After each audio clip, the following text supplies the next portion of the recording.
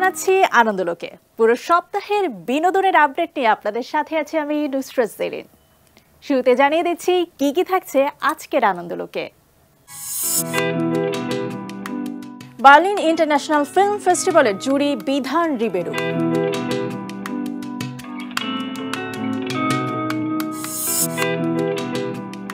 আঠারো পেরিয়ে 19-এ পা দিল ব্যান্ড দল নকশিকাথা।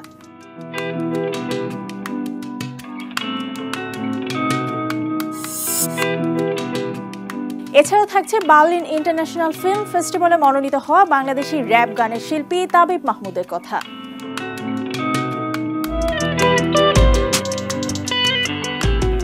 বাংলাদেশের শিল্পী এবং তাদের অভিনীত কাজ যখন বিশ্বজুড়ে সমাদৃত হয় তখন সেটি হয় আনন্দের। আর বিশ্বের বিখ্যাত সব সিনেমার আলোচনা আর সমালোচনার জুরি হিসেবে যখন স্থান পায় কোনো বাংলাদেশির নাম, সেটি হয় গর্বের। তেমনি বার্লিন ইন্টারন্যাশনাল ফিল্ম ফেস্টিভ্যালে এমন একজন জুরি বিধান রিবেরু। সম্প্রতি এই বিষয় নিয়ে কথা হয় ATN নিউজের সঙ্গে। বিস্তারিত সাদিয়া ন্যান্সির রিপোর্টে।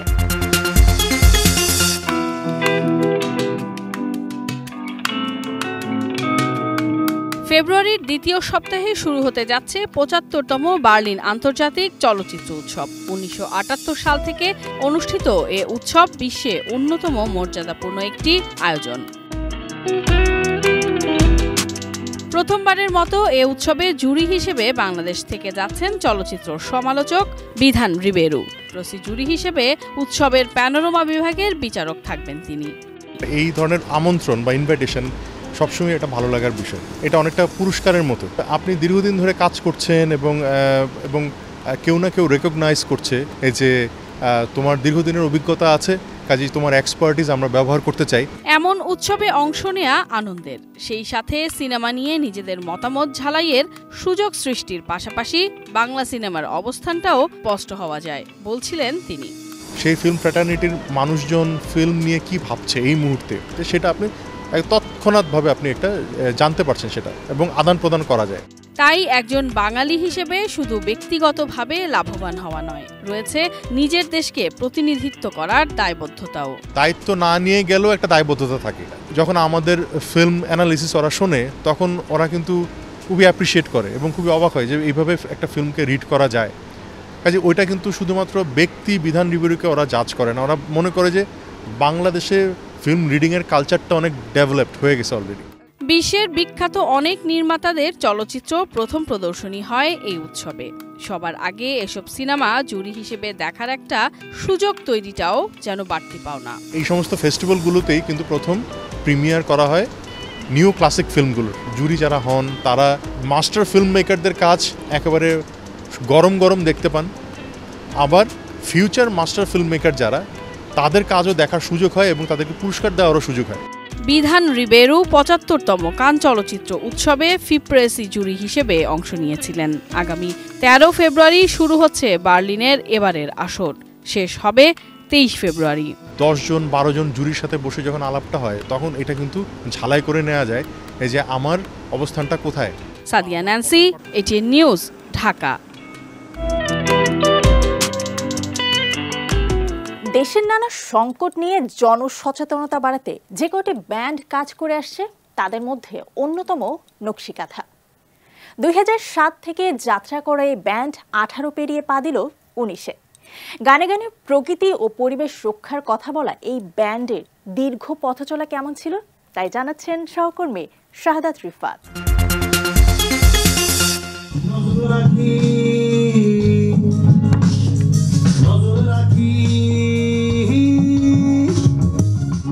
গানের কথায় ও সুরে ভিন্ন আওয়াজ, ফুটে উঠে সামাজিক নানা সংকটের কথা। আবহমান বাংলার প্রকৃতিতে আছে শেকড়ের টান।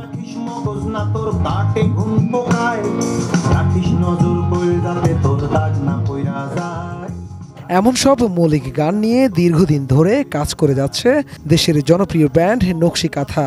দীর্ঘ পথ চলায় ২৫ জানুয়ারি যাত্রা ১৮ পেরিয়ে 19-এ।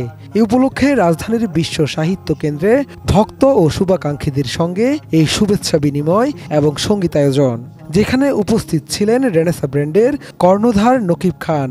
নকশিকাথা নিয়ে তার মূল্যায়ন।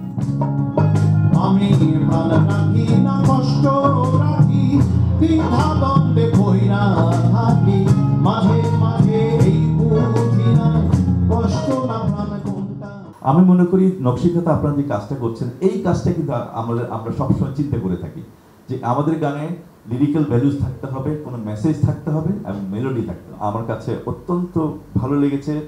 আজীবন এভাবেই গান গেয়ে যাওয়ার আশা ব্যান্ড দলের সদস্যদের। আমাদের যে মিউজিক প্রফেশনটা, মানে আমি বেসিক্যালি মনে করছি আমার ভাই বোন অনেকেই অনেক ভালো জবে আছে, অনেক পয়সা কামাচ্ছে, কিন্তু তার মেন্টালি স্যাটিসফাইড না। শিল্পীদের তো আসলে বিরতি আছে, কিন্তু অবসর বলে কিছু নাই। মৃত্যুর পূর্ব মুহূর্ত পর্যন্ত আসলে আমরা গানের মধ্যে, শিল্পের মধ্যে থাকতে চাই। গতানুগতিক ভালোবাসার গান গাওয়ার জন্য তো অনেকেই আছে, তো আমাদের এই মেসেজগুলো দেওয়ার জন্য যারা আছে তাদের মধ্যেই না হয় আমরা থাকলাম। মিউজিককে ভালোবাসি, টিল ডেথ গান করে যেতে চাই। শুরু থেকেই সামাজিক সংকটের বিরুদ্ধে গান গাওয়ার এই ধারা ভবিষ্যতেও থাকবে জানান ব্যান্ডটির দলনেতা। আমি আমার একটা দর্শন প্রচার করি, আমি মানুষকে সচেতন করার জন্য আমি সিরিয়াসলি নিজেই তো একদম হাটের মধ্যে গিয়ে আমি তাবিজ বিক্রি করার মতো করেই মানুষকে জড়ো করে আমি নিজেই সচেতনতার কথা বলেছি। সেইখানে 100 মানুষ যদি থাকে, একজনের মনের মধ্যেও যদি আমি দাগ কাটতে পারি, সেটাই আমার সার্থকতা। 18 পেরিয়ে পথ চলার প্রতিবন্ধকতা অর্জন আর ভবিষ্যৎ পরিকল্পনার আলোচনা শেষে গানে গানে নিজেদের 19 রাঙিয়ে তুলবেন এমন বার্তাই দিয়ে গেল নকশিকাথা।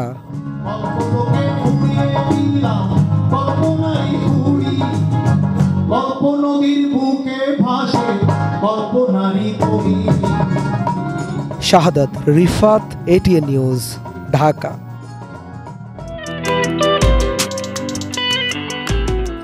সংস্কৃতির সকল মাধ্যমে বিচরণ কবিগুরু রবীন্দ্রনাথ ঠাকুরের। গদ্যে পদ্যে পৃথিবীকে আরো সুন্দর অনুভব দিয়ে দেখতে শিখিয়েছেন তিনি। শুধু গানে কিংবা কবিতায় কিংবা উপন্যাসে নয়, রবীন্দ্রনাথ নিজেকে ছড়িয়ে দিয়েছেন জীবনের সব মাধ্যমেও। বৃহস্পতিবার রাজধানীর ছায়ানট সংস্কৃতি ভবন মিলনায়তনে শুরু হওয়া 42তম জাতীয় রবীন্দ্রসঙ্গীত সম্মেলনে বিশ্বকবির সৃষ্টিশীলতার সেদিকটাই উঠে এলো।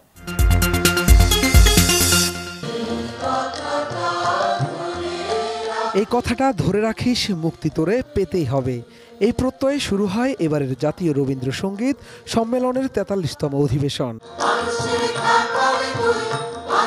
অধিবেশনের প্রথম দিন 23 জানুয়ারি দেশের বিভিন্ন জেলা থেকে আগত শিল্পীরা মিলিত হন ধানমন্ডির ছায়ানটে। এদিন গান আর নাচের সাথে রীতি অনুযায়ী প্রদীপ প্রজ্বলন করেন বর্ষিয়ান রবীন্দ্রসঙ্গীত শিল্পী ফাহমিদা খাতুন। মতাদর্শের বিভেদ, রাজনৈতিক সংকট, সংস্কৃতির উপর অযাচিত অভিঘাতের বিপরীতে রবীন্দ্রনাথের সাহিত্য সৃজন উদার ও মানবিক হতে অনুপ্রেরণা দেয়। তাই রবীন্দ্রসঙ্গীতকে যথাযথ মূল্যায়নের বিকল্প নেই। বাঙালি সংস্কৃতি যে সমগ্রতা, রবীন্দ্রনাথ থেকে শুরু করে নজরুল, আব্দুল করিমের তরুণতম কবি যে সৃষ্টি, তাকে ধারণ করা খুব প্রয়োজন হবে। সেই জন্য সম্ভবত প্রয়োজন হবে একটি সামাজিক চুক্তি। আগে কখনো আমরা এই সম্মানটা পাই নাই, আমাদেরকে বিমাতা সুলভ আচরণ করা হয়েছে আমাদের সাথে। দ্বিতীয় ও সমাপনী দিনের আয়োজনেও রবীন্দ্র সৃষ্টিতে মুগ্ধতা ছড়ান শিল্পীরা। পুরো আয়োজনের মধ্য দিয়ে গানের ভাষায়ও যে শক্তি সঞ্চার করা যায় তা মনে করিয়ে দেন সংস্কৃতিজনরা। গান দিয়ে আমরা লড়াই করি, যুদ্ধ করি, লড়াই দিয়ে আমরা প্রতিবাদ জানাই, আমাদের মনের ভাব প্রকাশ করি। গানই আমাদের অস্ত্র। অত্যন্ত আনন্দিত চিত্তে আমরা আজকে এখানে মিলিত হয়েছি। সবাই যেই প্রত্যয় ব্যক্ত করছি তা হলো আমরা বাঙালি, আমরা মাথা উঁচু করে বাঁচতে চাই এবং রবীন্দ্রনাথের হাতে হাত রেখে আমরা এগিয়ে যেতে চাই। রবীন্দ্রনাথ তো আমাদেরকে বারে বারে শক্তি জুগিয়েছেন, অনুপ্রেরণা জুগিয়েছেন। মুক্তিযুদ্ধ থেকে শুরু করে বিভিন্ন সময়ে আনন্দ, বেদনায়, শোকে, সংকটে, জাতির নানান দুর্যোগ মুহূর্তে রবীন্দ্রনাথ আমাদের অনুপ্রেরণা। বাঙালির জীবনে সংকটকালে বরাবরই রবীন্দ্রনাথের কাজ হয়ে ওঠে নির্ভরতার স্থান। সেই পথ ধরে মুক্তির প্রত্যাশার বার্তা দিয়ে 26 জানুয়ারি শেষ হয় 3 দিনের জাতীয় রবীন্দ্রসঙ্গীত সম্মেলন। শাহাদাত রিফাত, ATN নিউজ, ঢাকা।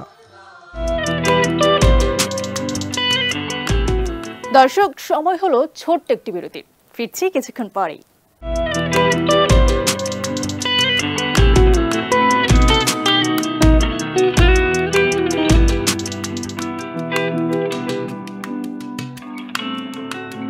বিরতির পর আরো একবার স্বাগত জানাচ্ছি আনন্দলোকে।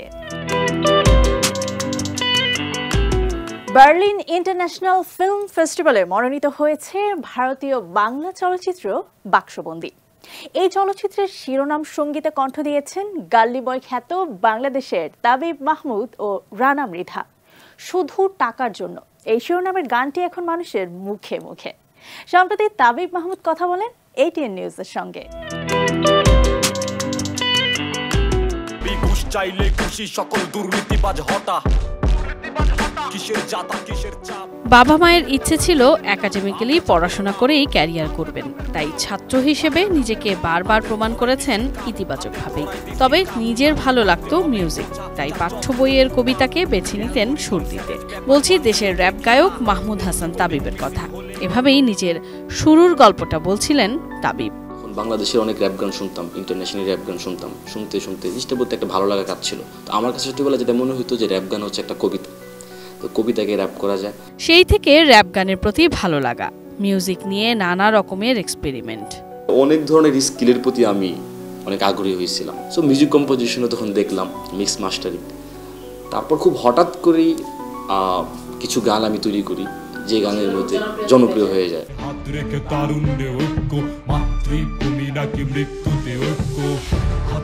শুধু নিজের জন্য গান গাওয়া নয়, ভাবনায় আসে সমাজের নানা অসঙ্গতি, যার প্রতিবাদ স্বরূপ মানুষের প্রতিবাদের ভাষা হিসেবে তৈরি করেন নতুন গান। এবং আমার র্যাপগুলো যেহেতু মানে ভাইরাল বলেন আর যাই বলেন, এটা ম্যাস পিপলের কাছে তো আমার গানগুলো গেছে। ম্যাস পিপল এবং আমার সব ধরনের অডিয়েন্সে আমি পাইছি, বৃদ্ধ থেকে শুরু করে বাচ্চা পর্যন্ত। তো সবাই আমার গানগুলো শোনার পর দেখছে যে না, এখানে গালিগালাজ নাই, এখানে একটা ভালো গুড মেসেজ আছে। শুরুতে কোনো প্রত্যাশা না থাকলেও তাবিব ভাবতেন এই ঘরানার গান দিয়েই একদিন দেশকে প্রতিনিধিত্ব করবেন আন্তর্জাতিক অঙ্গনে, কথা বলবেন মানুষের অধিকার নিয়ে। Recently Berlin international film festival একটা মুভি প্রিমিয়ার হচ্ছে, সিলেক্টেড হয়েছে মুভি পার্সপেক্টিভ ক্যাটাগরিতে। স্টোরিটা হচ্ছে মানুষকে একটা পার্সপেক্টিভ দৃষ্টিকোণের ব্যাপারগুলো নিয়ে মানুষের ভিতর আলোচনা হবে, এই ব্যাপারে একটা সিনেমা। দেন হচ্ছে ওই সিনেমার জন্য একটা টাইটেল ট্র্যাক দরকার, তো হচ্ছে আমি তখন একটা গান মেক করছিলাম। এমন ইচ্ছে পূরণে প্রথমবারের মতো বাংলাদেশি সঙ্গীত শিল্পী হয়ে বার্লিন চলচ্চিত্র উৎসবে একটি সিনেমার টাইটেল ট্র্যাক হিসেবে নির্বাচিত তাবিবের গান। ভালো লাগাটা তাই আকাশ সমান। আমার আত্মবিশ্বাস একটু বৃদ্ধি হলো। আমার যেটা মনে হচ্ছে যে না, আমি যেটা শখ করেই যেটা করতেছি, বাট এটার ইম্প্যাক্ট হচ্ছে বলেই একটা সিলেক্টেড বা একটা রিকগনিশন আসলো, অনেক বড় বিগ রিকগনিশন। কারণ জার্মান ইন্টারন্যাশনাল ফিল্ম ফেস্টিভ্যাল এটা মানে সিনেমা প্রেমী বা ফিল্ম ইন্ডাস্ট্রির যে কারোর জন্য একটা স্বপ্নের জায়গার মতো। এমন অর্জনে দেশের সব বরেণ্যদের পাশে নিয়েই বাংলাদেশকে তুলে ধরতে চান বিশ্বের সামনে। Sadia Nancy, ATN news, Dhaka.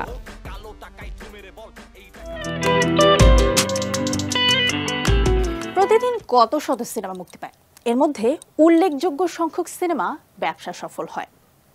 কিছু সিনেমা থাকে যেগুলো বক্স অফিসে সুবিধা করতে না পারলেও সমালোচকদের প্রশংসা পায়। সেই সিনেমাগুলো হয়ে ওঠে কালজয়ী। এমনই কিছু most worst movies of all time নিয়েই এবারের আয়োজন।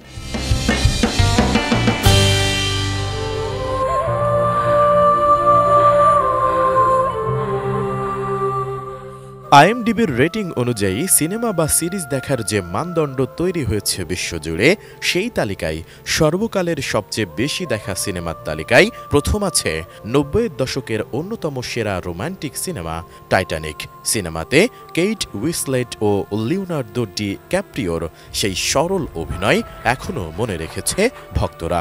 কালজয়ী এই সিনেমা IMDb'র 7.9 রেটিং অর্জন করেছে।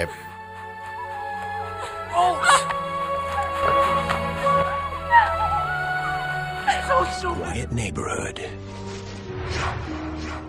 1982 সালে মার্কিন যুক্তরাষ্ট্র থেকে প্রকাশিত বিজ্ঞান কল্পকাহিনীমূলক চলচ্চিত্র ET the extraterrestrial. Melissa Mathison লিখিত এই চলচ্চিত্রটি পরিচালনা করেছেন স্টিভেন স্পিলবার্গ। IMDb'র রেটিংয়ে এই সিনেমাটিও 7.9 দখল করে রেখেছে। To us? To us. We come to see the wonderful Wizard of Oz. The Wizard of Oz সিনেমাকে এখনও বলা হয় সর্বকালের সেরা মার্কিন সঙ্গীতধর্মী কাল্পনিক চলচ্চিত্র। মেট্রো গোল্ড উইন মেয়র প্রযোজিত চলচ্চিত্রটি যৌথভাবে পরিচালনা করেছেন ভিক্টর ফ্লেমিং, কিং ভিডোর, জর্জ কুকর ও নরম্যান টরগ। এটি ইতিহাসের সর্বকালের সেরা চলচ্চিত্রের একটি হিসেবে স্বীকৃত। IMDb'র রেটিংয়ে এই সিনেমাটি রয়েছে 8.1-এ।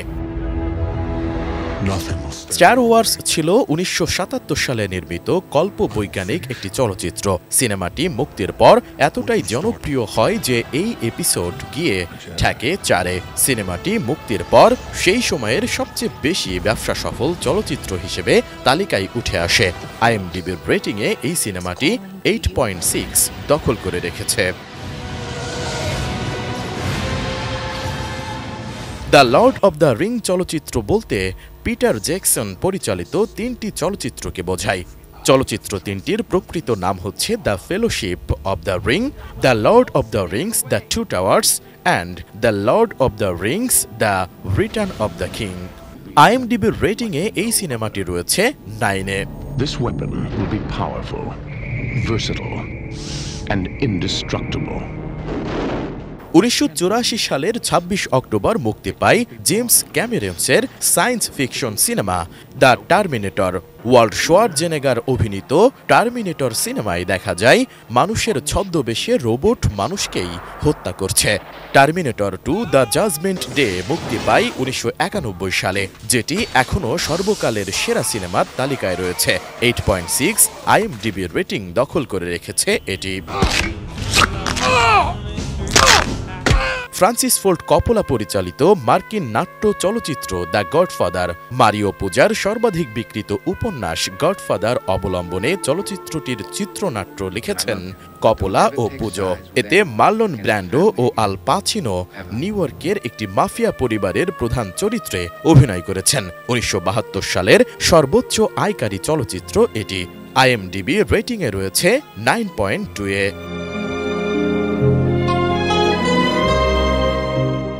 SI রাজ, ATN নিউজ।